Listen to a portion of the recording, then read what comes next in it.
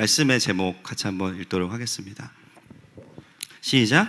깊어지는 언약과 하나님의 계획. 기도하겠습니다. 하나님, 오늘도 우리가 주님의 말씀 앞에 온 공동체가 함께 나아갑니다. 주님, 우리 각자에게 필요한 말씀을 주시고 또 이 시즌에 들어야 될 하나님의 음성을 듣고 살아나는 시간 되게 하여 주시옵소서. 부족한 자를 세우셨사오니 성령께서 감화 감동하여 주시고 저도 듣는 자리에서 함께 말씀을 들을 수 있도록 인도하여 주시옵소서. 예수님의 이름으로 기도합니다. 아멘.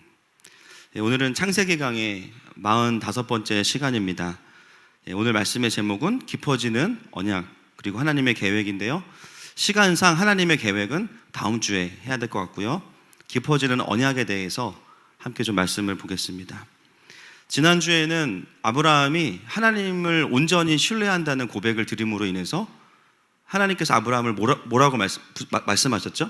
내가 너를 의롭다라고 말씀하셨어요. 네, 믿음이 좋다 이렇게 말씀하신 게 아니라 의롭다 하셨습니다. 그래서 의로움에 대한 이야기가 성경에 어디로부터 출발되는지를 함께 나누었고요, 오늘 본문부터는 언약이 다시 갱신되어지고 구체적인 하나님의 계획에 대한 이야기들을 이제 풀어가게 됩니다. 아브라함이 그전에도 하나님을 알았지만 이 귀한 경험들을 하면서 더 온전히 하나님을 신뢰하는 자리로 가게 되었습니다. 그리고 하나님께서 오늘부터 아브라함에게 굉장히 구체적이고 은밀한 하나님의 계획과 마음들을 풀어주세요. 여러분, 하나님은 늘 자신의 마음과 계획을 나눌 사람들을 찾으십니다. 아멘이시죠? 근데 아무에게나 나누시진 않는 것 같아요. 여러분, 아무에게나 여러분들의 삶의 깊은 이야기들을 하십니까? 그렇지 않죠. 마트에서 계산하다 말고 계산하는 아주머니한테 우리 남편이 뭐 그럴 수도 있어요. 그렇죠? 그러나 그분은 내 얘기를 들어줄 준비가 되어 있지는 않으세요. 누구에게 내 얘기를 하나 가만히 돌아보시면 신뢰할 만한 사람, 또 내가 아무리 나의 부족함을 이야기해도 판단하지 않을 사람에게 우리의 깊은 것을 나누게 됩니다. 여러분, 하나님도 우리와 그렇게 교제하기 원하세요. 시편 말씀 함께 보겠습니다. 25편 14절 말씀입니다. 시작. 여호와의 친밀하심이 그를 경외하는 자들에게 있으며 그의 언약을 그들에게 보이시리로다. 아멘. 하나님과의 친밀함이 어디로부터 오냐면 하나님을 경외하는 자들에게, 그들에게 하나님의 언약을 보이십니다. 그래서 오늘과 다음 주에 보게 되는 본문은 하나님의 언약과 구체적인 계획이 이제 아브라함에게 어떻게 풀어지는지에 대한 부분들을 좀 디테일하게 살펴보겠습니다. 여러분, 신앙생활을 하면서 우리 안에도 이런 은혜가 있기를 축복합니다. 하나님이 우리한테만 오시면요, 수다쟁이가 되시는 거예요. 야, 내가 저 사람하고는 이야기 못했는데 내가 너한테는 말할 수 있다. 너는 내 마음 알지. 하나님과 교제하면서 하나님의 깊은 마음을 받아내고 또 하나님의 마음으로 다시 경배를 올려드리는 그 자리, 거기에 우리 모두가 있을 수 있기를 축복합니다. 그래서 아브라함처럼 또 모세와 같이 또 예수님처럼 주님과 말이 안 되지만 프렌드십을 공유하는 거예요. 그렇죠? 친밀함을 누리는 것이죠. 그 속에서 우리는 나를 향한 계획도 듣게 되고 또 다른 영혼들, 또 열방을 향한 계획을 듣게 되는 것입니다. 저는 하늘마음교회도 그런 교회인 줄로 믿습니다. 그래서 오늘 본문은 그 언약을 다시 갱신하는 본문인데요, 7절 말씀 같이 읽도록 하겠습니다. 시작. 또 그에게 이르시되 나는 이 땅을 내게 주어 소유를 삼게 하려고 너를 갈대아에 있는 우르에서 이끌어낸 여호와니라. 하나님께서 아브라함과 다시 언약을 맺으시면서 본인을 어떻게 소개하십니까? 나는 이 땅을 너에게 주어서 소유를 삼게 하려고 너를 갈대아 우르에서 이끌어낸 여호와다, 이렇게 말씀하세요. 여러분, 성경을 읽다가 주님께서 본인을 소개하시는 내용은 무조건 멈추시고 다시 보셔야 됩니다. 제가 보니까 하나님이 명함이 엄청 많으세요. 사람 중에는 그런 분들은 이제 사기꾼일 가능성이 높지만 우리 주님은요, 워낙 다양한 일하심이 있다 보니까 명함이 엄청 많으세요. 그래서 그 상황에서 자신을 어떻게 소개하시는지를 아는 것은 굉장히 중요합니다. 하나님은 아브라함에게 나는 크고 광대한 여호와다 이렇게 말씀하시지 않고요, 너를 이 땅을 주기 위해서 갈대아 우르에서 이끌어낸 여호와다 이렇게 말씀하세요. 바로 언약의 주체이신 하나님이 오늘은 어떤 분이신지에 대해서 본문은 이야기하고 있습니다. 오늘 본문 뒤에는요, 그 목적을 달성하기 위한 하나님의 계획이 풀어지고 있어요. 왜 하나님은 아브라함에게 이렇게 구체적으로 자신을 소개하실까요? 지금 아브라함은 그 하나님을 만나야 하기 때문입니다. 아브라함은 하나님을 알고 있는 사람이에요. 여러 가지 하나님에 대한 경배와 고백이 있습니다. 자신만의 예배가 있어요. 그러나 오늘 만나는 하나님은 어떤 하나님이냐면 자신이 왜 가나안 땅에서 이렇게 고생해야 되는지를 설명해 주시는 하나님을 만나고 있습니다. 하나님은 크고 보편적인 하나님이실 뿐만 아니라 세밀하고 개인적으로 오셔서 말씀하시는 하나님이십니다. 이 하나님의 자기소개만으로요, 아브라함의 삶은 정리가 돼요. 여러분, 아브라함이 가나안 땅에 와 살면서 얼마나 불편했겠습니까? 선교사님 계시지만 이제 8년 정도 되셨는데 여러 가지 불편한 게 있으실 거예요. 다른 나라에 가서 물도 다르고 낯선 땅에서 사는 것이 쉽지 않습니다. 아브라함도 분명히 하나님의 부르심이 있어서 그 땅에 왔지만 순간순간 올라오는 마음들, 내가 좋은 고향을 놔두고 와서 왜 여기서 고생을 해야 되지? 내가 무슨 영화를 누리겠다고 이렇게 살아야 되지? 나는 그냥 하나님이 좋아서 하나님께 반응했을 뿐인데, 물론 삶에 간혹 주시는 하나님의 은혜가 있어요. 그런데 가만히 돌아보면 정작 주님이 약속하신 언약은 별로 이루어진 게 없어요. 그럴 때마다 마음이 혼란스럽습니다. 내가 계속 여기 있어야 되는지 아니면 다시 돌아가야 되는지. 그런데 오늘 아브라함에게 말씀하시는 하나님의 그 자기소개만으로 아브라함의 삶이 깔끔하게 정리가 돼요. 아, 그렇구나. 내가 여기 있어야 되는 이유는 하나님이 이 땅을 주시기 위해서 나를 이곳으로 부르셨구나. 그때 아브라함의 마음에 있었던 정리되지 않은 부르심이 다시 한번 정리가 되는 것이죠. 사랑하는 여러분, 지금 우리의 삶이 어떤 흐름 속에 있는지를 이해하기 위해서 우리는 여러 가지를 살펴볼 수 있습니다. 우리나라의 상황, 국제 정세 필요하죠. 심지어 우주 정세 필요합니다. 그러나 하나님의 백성들의 삶에 정확한 좌표를 해석해 줄 수 있는 분은 지금 내가 만나야 되는 그 하나님 외에는 없어요. 아멘이십니까? 그전에도 내가 하나님을 만났었지만 지금 2020년을 살아가는 이 시기에 나에게 오셔서 나에게 어떤 일을 행하기 원하시는 하나님이신지를 듣는 것, 그것을 듣기 시작할 때 지금 나의 삶의 여정이 이해가 되는 것이죠. 그렇다면 우리는 질문해야 됩니다. 우리 스스로에게. 요즘 하나님은 나에게 오셔서 어떤 명함을 주시고 계시는지, 요즘 내가 만나는 하나님은 나에게 어떤 하나님이라고 말씀하시는지 질문할 수 있어야 돼요. 혹시 여러분이 받은 하나님의 명함이 너무 날짜가 오래된 것은 아닐까요? 어떤 분들은 명함을 받은 지 10년이 지났어요. 내가 힘들고 방황하고 그때 기도할 때 하나님이 주신 이름, 하나님이 어떤 분이신지 경험했던 그 하나님을 아직도 빛이 바랜 명함을 들고 있는 것처럼 갖고 있어요. 물론 그 하나님도 내 하나님이십니다. 그러나 우리의 삶의 여정 가운데 우리가 만나야 되는 하나님은 오늘 나에게 오셔서 말씀하시는 하나님이십니다. 그래서 가장 어려운 분들이요, 신앙생활을 보편적으로만 하시는 분들이에요. 남들이 말하는 하나님, 책에서 본 하나님, 어떤 목회자가 말하는 하나님, 물론 그 하나님이 그 하나님이시죠. 그러나 우리가 경험해야 되는 하나님은 보편적인 하나님일 뿐만 아니라 내편적인 하나님이셔야 돼요. 아멘이십니까? 오늘 나에게 오셔서 나에게 어떤 분이신지를 설명해 주시는 그 하나님의 자기 소개와 명함을 받을 때 우리의 삶에 대한 깊은 이해와 통찰이 주어지는 것이죠. 우리가 그것을 어떻게 말하냐면 내 삶의 영적인 흐름을 이해한다라고 할 수 있는 것입니다. 그래서 보면요, 삶을 돌아볼 때 어떻게 삶을 해석하는가, 그분이 경험했던 하나님을 정리하면서 이제 삶이 해석이 되는 거예요. 어떤 분은, 저희 교회 성도부 중에 어떤 분은요, 이번에 어떤 일을 겪으면서 늘 친밀한 하나님을 위주로 경험하셨어요. 아버지 하나님. 여러분, 하나님은 우리 아버지십니다. 아멘이시죠? 우리 어떤 모습도 용납하시는 분이세요. 그런데 그분이 요즘에 경험하는 하나님은 경외의 대상이신 하나님을 경험해요.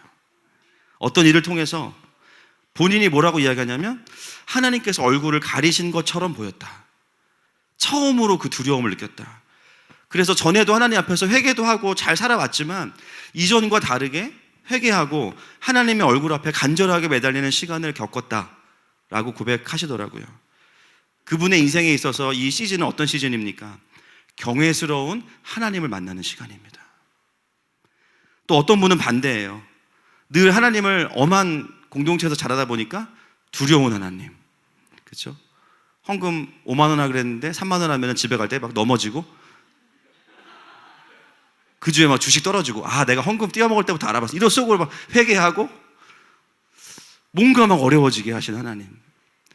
그래서 뭔가 하나님이 멀리 계시다가 잘못하면 그때 나타나셔가지고 이거 봐, 내가 너 이럴 줄 알았어. 뒤통수 때리시는 하나님. 그렇게 엄한 하나님을 알던 분들이 어느 순간 또 하나님을 아버지로 경험하기 시작해요. 와, 하나님은 나보다 나를 더 사랑하시는구나. 할렐루야. 하나님은 정말 나의 안고 일어섬을 아시는구나. 내 혀의 말을 알지 못하시는 것이 없으시구나. 내 인생을 향해서 많은 수를 가지고 계시는구나.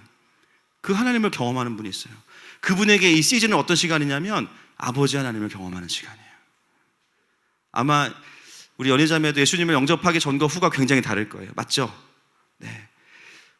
지금까지의 삶의 여정이 돌아보니까 그때그때마다 하나님께서 도와줄 사람들을 보내시고 여러 가지 우연인 것처럼 보였던 일들이 돌아보니까 하나님이 인도하신 거죠. 내가 널 사랑한다. 내가 너와 함께하기 위해서 이곳으로 불렀다. 그 하나님을 경험한 시간으로 해석이 되어지는 것입니다. 어떤 분은 재정의 주인이신 하나님을 경험하는 시즌을 보내는 분도 계실 거예요. 어떤 사람은 관계의 주인이신 하나님을 경험하고 계실 겁니다. 여러분이 요즘 받고 있는 그 하나님의 명함이 언제 건지 한번 보셨으면 좋겠어요. 혹시 내가 요즘에 받아야 될 그분의 이름을 받지 못하고 있는 것은 아닌가? 요즘 제가 받은 명함은 코로나 중에도 일하시는 하나님이십니다. 코로나에 매이지 않는 하나님, 할렐루야. 또 나라의 상황을 초월해서 일하시는 하나님. 저는 개인적으로 그 하나님을 만나면서 제 안에 답답하고 위축됐던 마음들이 해결됐어요. 상황은 바뀐 게 없는 것 같은데. 여러분, 그것이 오늘 하나님의 자기소개를 이해하는 자들에게 풀어지는 하나님의 은혜인 줄로 믿습니다. 여러분, 오늘 이 예배가요, 우리에게는 번쩍번쩍 빛나는 이 시기에 내가 꼭 들어야 되는 그분의 이름을 받아가는 예배가 되시기를 선포합니다. 8절 말씀 넘어가겠습니다. 시작. 그가 이르되 주 여호와여 내가 이 땅을 소유로 받을 것을 무엇으로 알리이까? 아브라함이 하나님께 묻죠. 하나님, 이 땅이 저의 소유가 될 것을 어떻게 알겠습니까? 우리가 얼핏 읽으면 굉장히 믿음이 없어 보여요. 방금 은혜 받고 하나님 증거를 주세요 이러니까. 그런데 문맥을 잘 보시면 지금 아브라함은요, 믿음이 굉장히 충만한 상태입니다. 그리고 이 질문 다음에 하나님의 언약이 구체적으로 풀어지게 돼요. 그렇다면 8절의 이 질문은 하나님을 부정하거나 의심하는 질문이 아니라는 거죠. 8절의 질문은 어떤 질문일까요? 오히려 반대입니다. 하나님을 더 알기 원하고 더 하나님의 마음 안으로 전진하기 원하는 갈망의 질문입니다. 할렐루야. 아브라함은 그런 마음에서 하나님께 확증을 구하고 있는 거예요. 여러분, 오늘 우리 신앙생활에 있어서 의심과 부정의 질문이 아니라 더 하나님의 마음 안으로 들어갈 수 있는 갈망이 넘치기를 선포합니다. 제가 목회를 하면서 제일 감사한 게 뭐냐면 새로 오시는 분들마다 하시는 말씀이 뭐냐면요, 하나님을 알고 싶으시대요. 하나님의 일하심을 보고 싶으시대요. 하나님의 나라를 더 배우기 원하신대요. 안 그래도 기존에 계신 분들도 전부 다 그런 분들인데 계속 그런 분들만 오시니까 이 집단은 제가 봤을 때 갈망 집단. 크고 안 크고를 떠나서 하나님을 갈망하는 자들이 모여 있으니까, 여러분, 하나님이 가장 기뻐하시는 게 무엇입니까? 여호와를 갈망하는 것입니다. 잠언 8장 17절 말씀 같이 한번 읽겠습니다. 시작. 나를 사랑하는 자들이 나의 사랑을 입으며 나를 간절히 찾는 자가 나를 만날 것이니라. 아멘. 하나님 약속하셨잖아요. 하늘마음교회가 은혜를 누리는 이유는 본당이 시원해서가 아닙니다. 하나님을 갈망하는 자들이 모였기 때문이에요. 여러분들은 절대로 군중이나 회집이 아니에요. 한 명 한 명의 자녀입니다. 모두 안에 갈망이 있어요. 하나님은 그 갈망을 향해서 반응하시는 거예요. 새가족번에 오신 분들도 보면 갈망이 엄청 크시더라고요. 제가 지난주도 등반하면서 새가족번 가서 도전받았어요. 새가족번을 수료도 안 했는데 탈북민 사역 신청하시고 막 선물 가지고 오시고 헤븐빌더 막 신청하시고 막 계세요. 하나님을 사랑하고 더 알기 원하는 사람들이 모였기 때문에 하나님 그 마음에 반응해서 더 일하시는 것을 보게 됩니다. 그런 믿음의 여정 가운데 우리가 겪게 되는 게 뭐냐면 더 강력한 믿음의 근거와 증거들이 우리 안에 생겨나고 있다는 것이죠. 그러므로 여러분, 오늘 이 아브라함의 이 갈망과 질문이 우리 가운데 넘쳐나기를 축복합니다. 그래서 우리의 기도가요, 더 바뀌어야 되는 거죠. 주님, 오늘도 주님의 얼굴을 구합니다. 오늘도 주님의 마음을 알고 싶습니다. 오늘도 주님의 언약 안에 살고 싶습니다. 모세의 기도와 같이 주님의 영광을 내게 보여주소서. 이 갈망의 기도가 우리의 영을 깨우기를 선포합니다. 그 아브라함의 갈망을 들으시고 하나님이 구체적으로 말씀하시는 게 9절부터 나오는 언약입니다. 같이 보겠습니다. 9절 말씀 시작. 여호와께서 그에게 이르시되 나를 위하여 3년 된 암소와 3년 된 암염소와 3년 된 수당과 삼 비둘기와 집 비둘기 새끼를 가져올지니라. 보면 3년 된 재물 5가지를 준비하라고 하시는데요. 여러분 성경에 보시면 성경마다 있는 성경도 있고 없는 성경도 있는데요. 이 본문 밑에 보면 짧게 성경 말씀 구절이 나와 있는 분이 계실 거예요. 뭐라고 써 있는지 한번 보세요. 없는 분들은 비싼 걸로 빨리 바꾸세요. 5,000원만 더 주시면 그게 있습니다. 관주라고 해서 관련된 성경 구절입니다. 레위기 1장 2절 써 있습니다. 같이 읽겠습니다. 레위기 1장 2절 시작. 이스라엘 자손에게 말하여 이르라. 너희 중에 누구든지 여호와께 예물을 드리려거든 가축 중에서 소나 양으로 예물을 드릴지니라. 레위기의 이 말씀은 성막과 제사를 가르쳐 주시는 말씀인데요. 창세기에는 아직 이 성막과 제단이 율법으로 풀어지지 않은 상황입니다. 그런데 오늘 본문은 레위기 1장 2절과 연결을 시켜놨어요. 어떤 의미일까요? 지금 하나님은 아브라함에게 무엇을 말씀하시는 거예요? 언약식일 뿐만 아니라 이것은 언약의 제단이라는 거죠. 레위기와 연결시키면서 정확한 율법의 모양은 아니지만 성막과 제단입니다. 많은 신학자분들이 이 부분을 해석하면서 이 모습은 고대 근동 이스라엘 지역의 언약의 형식을 가져온 것이라고 말씀을 하시는데요. 틀린 말은 아니에요. 그런데 우리가 가오가 있지, 그죠? 남의 거 따라하겠습니까? 가만히 생각해 보면 사실 이 언약의 개념은 성경에 원래부터 나왔던 개념이에요. 벌써 가인과 아벨이 제사를 드리잖아요. 이미 창세기 초반부터 타락한 이후에 인간에게 하나님은 완벽한 모습은 아니지만 제단에 대해서 그리고 그 제단에서의 언약에 대해서 말씀하고 계셨습니다. 그러면 반대로 봐야 되는 거예요. 오히려 하나님의 백성들을 통해서 주변에 있는 사람들이 언약에 대해서 배운 것이죠. 또 오늘 이 아브라함의 언약에는 성막과 제단의 원리가 녹아져 있습니다. 우리가 이제 헤븐빌더 1단계 첫 번째 강의가 이 임재의 원리인데 성경에서 50장에 걸쳐서 한 주제를 다루고 있는 유일한 가장 큰 주제가 성막이에요. 출애굽기부터 레위기까지. 그래서 항상 우리가 읽을 때마다 이게 왜 써 있을까? 위기가 오기 때문에 레위기, 그렇죠? 그래서 항상 창세기밖에는 못 읽고 출애굽기에서 이제 멈추게 되는데 그 레위기에 이렇게 길게 성막을 굳이 우리가 지금 드리지도 않는데 써놓은 이유가 무엇일까? 헤븐빌더 2단계 때 가르쳐 드리겠습니다. 근데 그 원리가 여기에 이미 녹아져 있는 거예요. 그렇다면 오늘 아브라함과 하나님께서 맺으시는 이 장면은 언약식으로 끝나지 않고 언약의 제단입니다. 언약의 제단. 그래서 언약의 제단은 결국은 무엇을 의미하냐면 하나님의 임재가 있는 깊은 예배를 상징하죠. 여러분, 아브라함이 하나님께 근거를 달라고 했는데요. 그 근거로 주신 게 뭐냐면 언약의 제단이에요. 뭐냐면 예배인 거예요. 계약서를 주신 게 아닙니다. 여러분, 깊은 예배 가운데 주님을 만나는 것이 우리의 삶의 가장 큰 증거입니다. 그리고 그 예배 안에서 하나님이 나를 향한 크고 비밀한 계획들을 풀어주시는 것이 예배의 깊은 본질에 있어요. 여러분, 그래서 예배가 살아있는 사람들은 눈빛이 틀립니다. 왜냐하면 예배를 드릴 때마다 계속 하나님의 언약의 상기가 되는 거예요. 리마인드. 맞아, 내가 지금 이거 왜 하고 있지? 지금 내가 왜 살고 있지? 이것을 내가 순종하는 이유가 뭐지? 예배가 살아있는 사람들, 적어도 일주일에 한 번 이상 그것이 계속해서 업데이트되는 사람들은요, 삶을 살아가는 힘 자체가 달라요. 그래서 예배가 너무 소중한 것입니다. 요즘에 코로나 사태가 장기화되면서 많은 분들이 예배가 위축이 되는 현상을 좀 보게 됩니다. 물론 유튜브로도 은혜를 이어가는 분들도 많이 계시고요. 그러나 또 한편으로는 예배가 어려운 분들도 많이 계시는 것 같아요. 시간이 길어지면서 그러신 것 같아요. 문제는 뭐냐면요, 예배는 깊은 언약으로 못 들어가는데 삶은 계속 진행이 되고 있는 게 문제인 거예요. 코로나 터지면서 자, 멈춤, 그럼 딱 이렇게 멈추면 좋은데 삶은 계속 진행이 되는 거예요.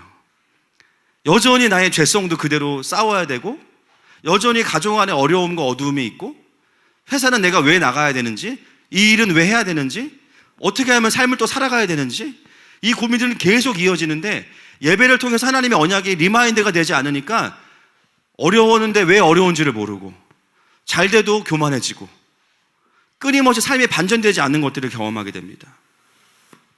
삶에 일어나는 여러 가지 현상들이 하나님의 관점으로 해석이 되지 않는 거예요. 저도 그게 한 명의 목회자로서의 고민입니다.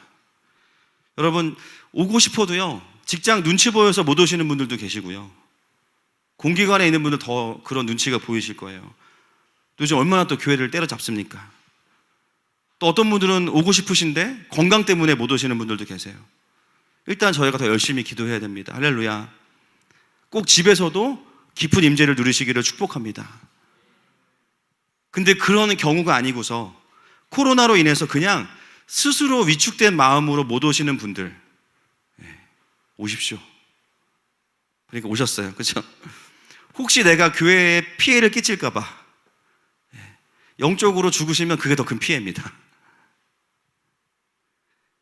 그래서 교회가요, 열심히 방역도 하고 자리도 굉장히 넓혀놨어요. 언젠가부터 성경을 놓으시면 성경이 안 보이실 거예요. 그죠? 자리와 자리 사이가 이렇게 넓어요. 지금 침을 아무리 튀어도 앞 사람한테 안 튑니다. 의자도 몇 개 뺐어요, 일부러.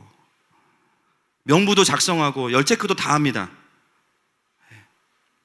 교회가 문제가 아니라 교회가 지침을 안 지키는 게 문제잖아요. 맞습니까? 열심히 지키는 거죠. 협조하고. 여러분, 자신의 영적인 상태를 보시고, 지금도 유튜브로 예배 드리시는 분들 여러 상황이 있으시겠지만 영적인 상태를 잘 보시고, 매주가 부담되면 격주로라도 나오십시오. 주일이 부담되면 사람이 좀 적게 나오는 수요 예배도 있고요, 금요 예배도 있어요. 그리고 가장 쾌적한 새벽 예배가 있습니다.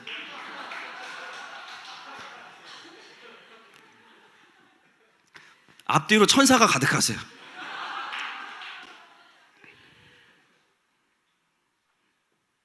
아니, 코로나 때문에 지금 경제적으로도 손해가 큰데 0까지 죽으면 이게 얼마나 큰 손해입니까?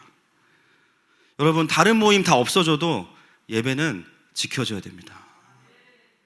아멘이십니까? 다른 모임 다 양보해도 사실 예배는 양보할 수 있는 성격이 아니에요. 그 범주에 들어가는 게 아니에요. 우리는 모임이 아니니까요. 주변에 덕을 세워야 되지만 무조건 안 모이는 게 능사는 아니죠. 기본적인 것들을 지키면서도 예배를 지켜내는 게 중요해요.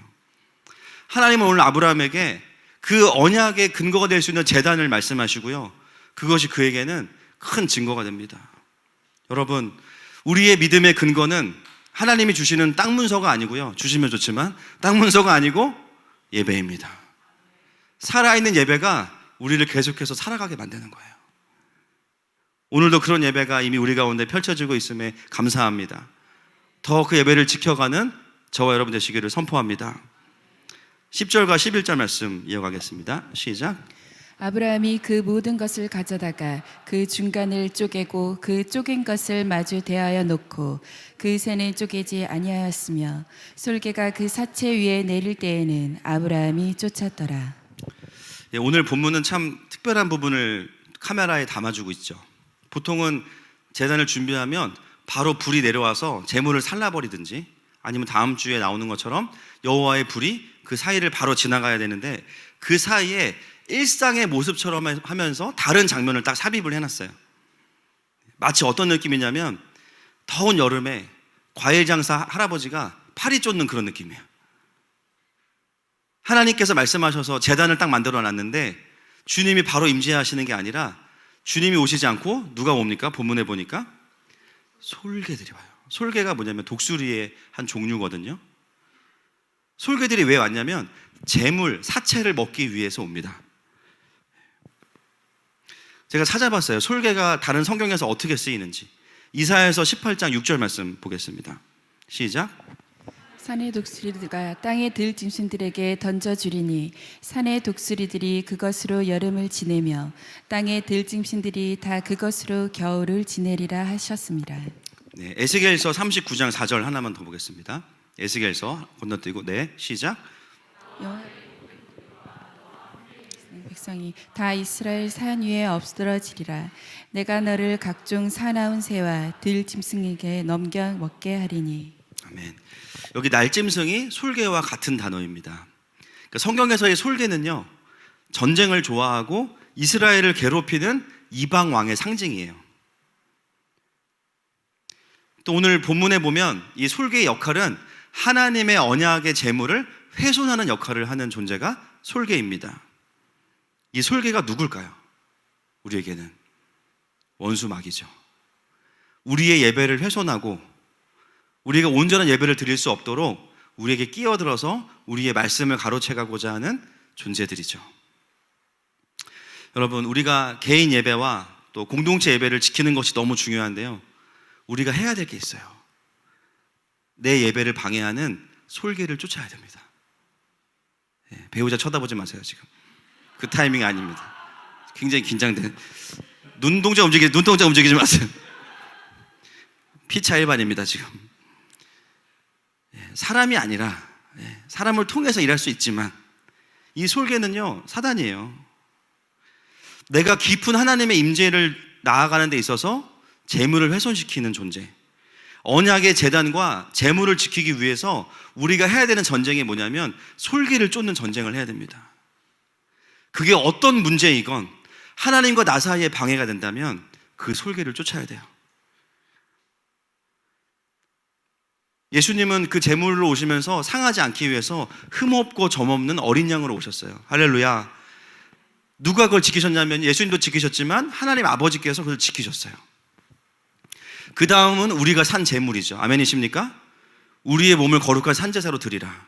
그러면 어떻게 해야 되냐면요, 예배 가운데 깊이 들어가기 위해서 하나님 앞에서 나를 산 제물로 준비하는 시간들이 필요한 거예요. 이거는 구체적인 것입니다. 매우 구체적인 거예요. 솔개가 왔는데 주님 쫓아주세요 기도만 한 게 아니라 액션들을 취한 거죠. 액션.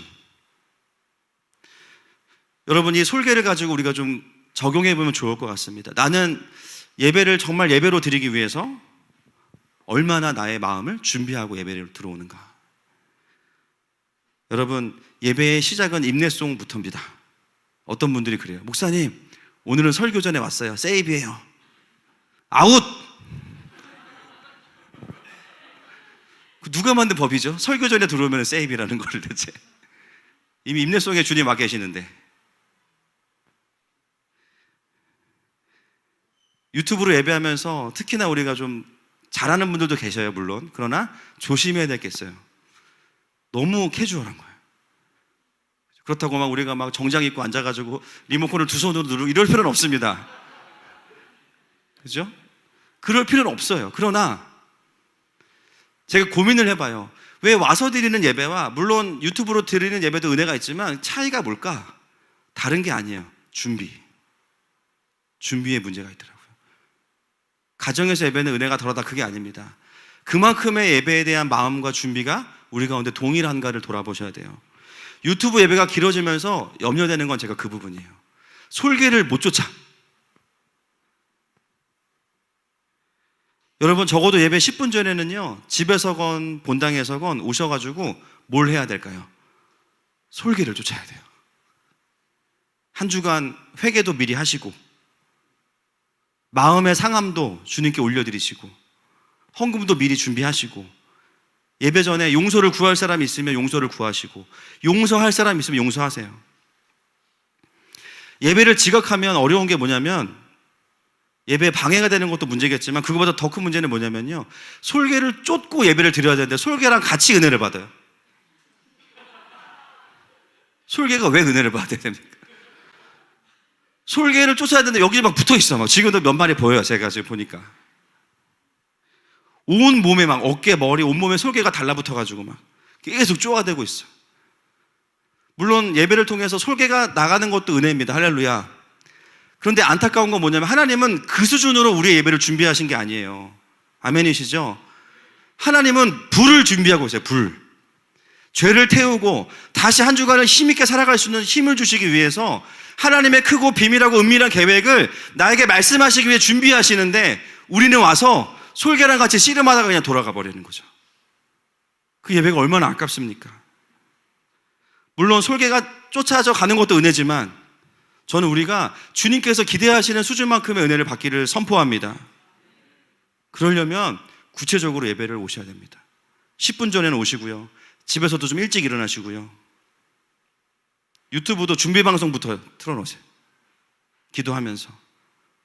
어쩌다가 무슨 일이 있어서 예배를 늦는 분들은 어쩔 수 없지만 습관적으로 늦는 분들은요, 회개하셔야 됩니다. 영적인 습관이에요. 왠지 예배 찬양 10분 후에 들어가야 마음에 안정감이 있고. 거짓 메시지입니다. 앞에보단 뒤에 가도 은혜가 되는 것 같고 아니에요. 앉을 수 있는 분 최대한 앞으로 앉으세요. 예배 10분 전부터는 강력한 통제를 하겠습니다. 교회 와이파이 비번 바꿨어요 지금. 혹시 일찍 가서 게임하시는 분들 잡아냅니다. 기도하세요. 오셔서 발견 즉시 세가족실로 이동해서 10분간 방언기도, 그리고 다시 본당에 입장. 만약에 안 고쳐지면 그 다음 주에 진짜 솔개를 드릴 거예요 제가. 여러분, 우리가 하나님의 임재의 자리에 오는 것도 너무 귀한 결단이지만 반드시 뭘 해야 되냐면 내가 예배하지 못하게 하는 솔개를 쫓는 영적인 작업들을 하셔야 돼요. 저는 하늘마음교회가 이미 예배 10분 전부터 심상치 않게 되기를 선포합니다. 와, 오늘 예배 장난 아니겠다.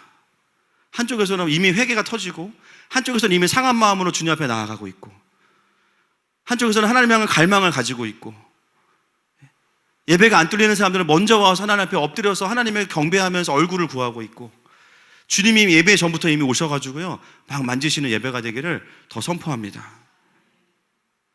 아브라함에게 그런 시간이 주어진 이후에 오늘 12절 말씀이 나옵니다. 같이 보겠습니다. 12절 말씀 시작. 이렇게 아브라함에게 깊은 잠이 임하고 큰 흑암과 두려움이 그에게 임하였더니. 여기서 우리가 두려움이라고 하니까 약간 이제 본문이 헷갈리시는 분들이 계시는데요. 이 두려움은 하나님을 무서워함이 아니라 경외함의 의미입니다. 여러분, 이 깊은 잠 하니까 떠오르는 사람 없으세요? 누구? 아담이 떠오르시죠. 지금도 그런데 하여튼 아담이 떠오르실 거예요. 이 두려움은 무서움이 아니고요, 하나님의 임재 앞에서 피조물된 우리가 보이는 경외감이에요. 그렇게 솔개를 쫓고 언약의 제단을 지키는 아브라함에게 어떤 일이 벌어졌냐면 말 그대로 깊은 하나님의 임재의 자리가 풀어진 것이죠. 하나님은 지금 아브라함을 겁주기 위해 오신 게 아닙니다.